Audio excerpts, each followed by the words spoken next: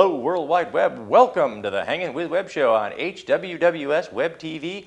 I'm GW Pomichter, and we are hanging out with some fantastic artists, authors, filmmakers, musicians, creative minds of all kinds right here on the set of the Hanging with Web show. Right now, we are hanging out with children's author Jill Clark, the author of Loose Balloons. Jill, thank you for coming over and hanging out with us today. How are you doing? Good, thank you. Yeah, very nice. So let's start a little bit with a little bit of background. Let's talk about how long have you been writing and working as an author?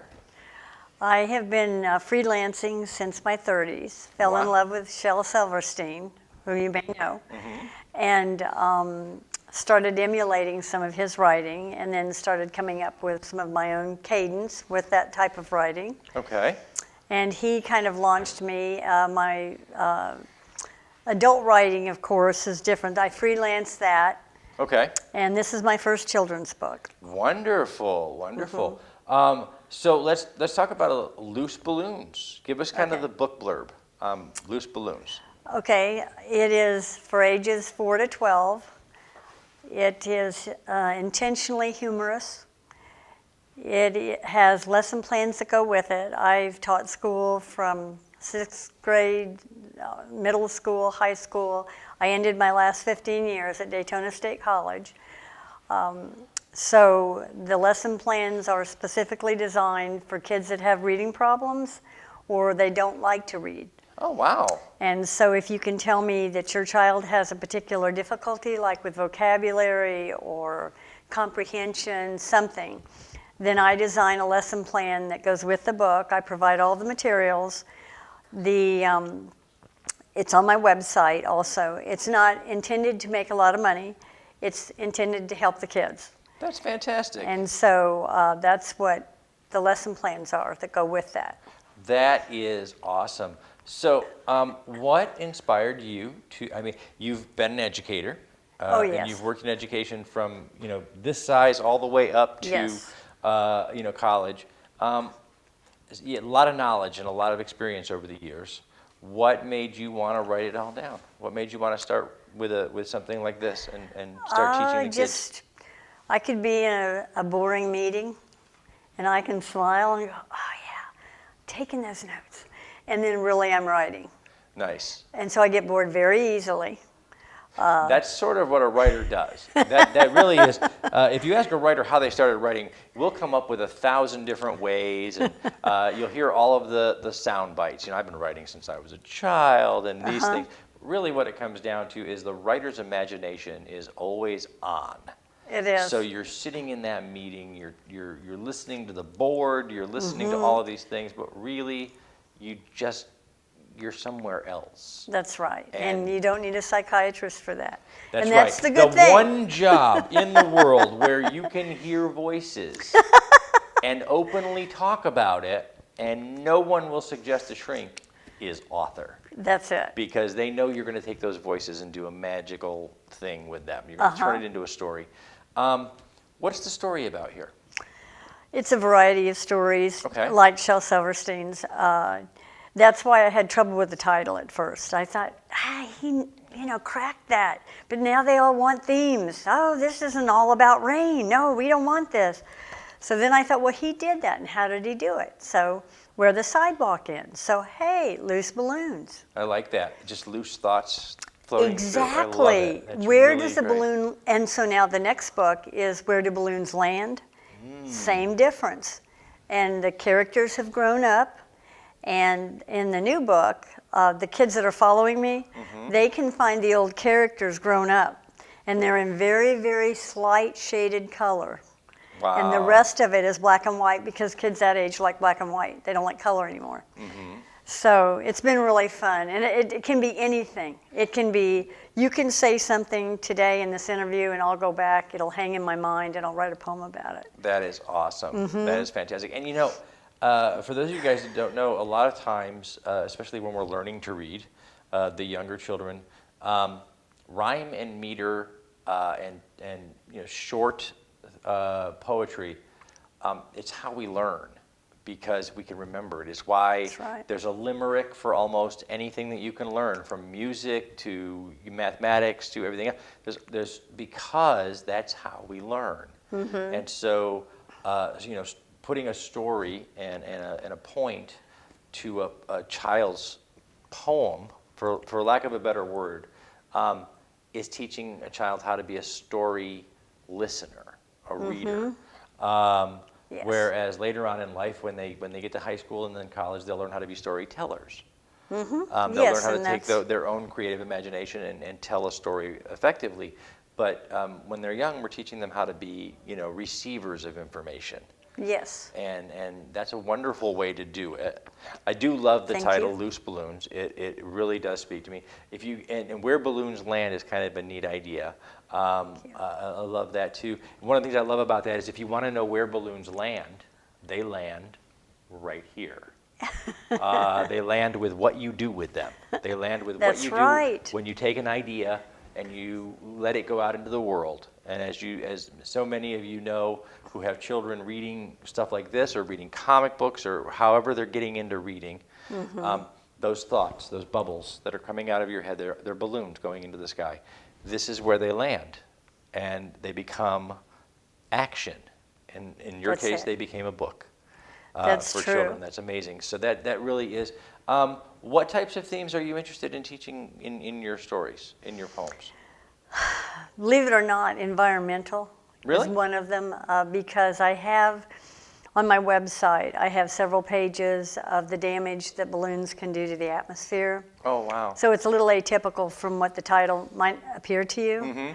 And so they're nature themes, frogs, toads, you name it. It's a poem. The Old Doll, the first poem they asked me to write at a workshop was Old Doll, and so I thought, well, what's in the corner of a room for me? It's a doll. And so that's what's in there, Old Doll, and then we go ahead and we make pictures out of that old doll with a poem on it. And we sell other items to go with the doll. And that's why with your son, I gave him a lot of the reptile things that we do. Yes. What's wonderful about that, without knowing it, inadvertently without knowing it, you made him the best prankster in the world, because I will tell you guys may or may not know this off camera. Behind the camera is Sage and Dina, and they do a fantastic job. They push the buttons, they turn the knobs, they make this whole engine work. We couldn't do the show without them. But Sage is terrified. And I don't use that word lightly. I know the meaning of the word terror. She is terrified of frogs. Not all reptiles. She can stand toe-to-toe with a T-Rex and never flinch. But a frog will send her into the closet, locked up behind a closed door. Seriously? It's the oddest thing I've ever heard. You know that in Florida, the tiny frogs that they kind of attach themselves to your window and you can just hear them? Oh, they're great, yep. Yeah, the little ones, right? Yes. When that sound comes into the house through the window, wherever she is, she will jump up and run as far from that sound as humanly possible. Really? Yes, it is amazing to see. I'm pretty sure we could get her into the Olympics if we could get frogs to chase her. And so inadvertently, you made our cosplay Michael the best prankster ever, because he's going to walk around and put all of those frogs anywhere near his mom he could find. And that's great. That's going to be awesome. Best show in town. I might have to turn the camera around on them. So thank you for that. I like that one. With our creative artists, our authors and our artists especially, we often, the interview is just us talking and chatting. With our performance artists, like musicians or that kind of thing, we have them do a performance or whatever. But because of the nature of the way you write, behind the camera, they had a great idea. Can you recite one of your favorite poems for us? I probably could. Do you want the frog one? Okay, yes. That's way a yes. Do you want me to read a little bit so I can show you the great illustrations as well? Yes. Okay. This just got really good. And frog is also... For those of you that don't know, the show also doubles today as a horror story. It's awesome. We have a battle going on between a frog and a toad. And this is Frog's the name. He's also in my next book, but he's grown up a little bit. Okay. And he's even more arrogant. So this is Frog's the name. Some people call me tree toad, but really I'm a frog. My suction feet can grip a tree as well as any log. My skin is moist and shiny. You'll barely feel a bump. I sit on lily pads in ponds. Most toads prefer a stump. My eyes so bulge with beauty, you'd know them anywhere. With frog's legs as a diner's treat, I guard them with great care. So if you hear me called a toad, remember my true name. Frogs aren't toads, and toads aren't frogs. We're really not the same. Awesome. That is really, really cool. That is really cool. No, we're going to do one more. Put the card away. Put the card away. Huh. You saw what she was trying to do, you two. No, we're going to get one more. One more poem from Jill Clark before we wrap it up. So what? Thank you, because that's a reptile equal opportunity that you're giving the toad. That's right, because you can't just, see what I'm saying? You can't, what about the toad? See? Jill's going to tell us about the toad. Okay. This is Toad's retort. I'd heard it all when I heard that frog boasting he could grip a log. Those suction feet he flaps around would only prove to slow me down. He croaks all day on a lily weed. A quiet stump is all I need. My beauty bumps hold water in. A frog must have his pond to swim. But on one point I will agree. Don't confuse that frog with me. I'm nothing like my slimy mate, whose legs look scrumptious on your plate. That's kind of cool. Yeah, that's right. You don't got toad legs, you get frog legs. That's right. Wow. All right, guys. That's awesome. We've been hanging out with children's author Jill Clark. You can find her links down below so you could find out where you can get loose balloons. And maybe even some of her freelance work. You're probably out there somewhere, you don't know. We're going to put links down below so you do. We're going to say thank you to our partners and friends. We're going to say thank you to Famous Faces and Funnies, Rick Shea and his team over there. Knowledgeable, very great shop, wonderful community builders. I want to say thank you to Josh Bauer at J. Bauer Art for all the art that's on our set this weekend. He's an amazing artist. Check him out at jbauerartshop.com. Also, Space Coast Comics, Jake Estrada is an amazing artist, amazing comic book creator. Check out Brevard Film and Talent online.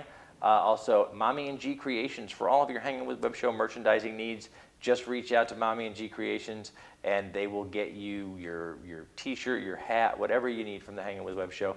Make sure you do that. In the meantime, guys, subscribe, log on, tune in, and see who we're hanging with next. All right, thank you, Jill. Thank you very much. Really positive. Very good.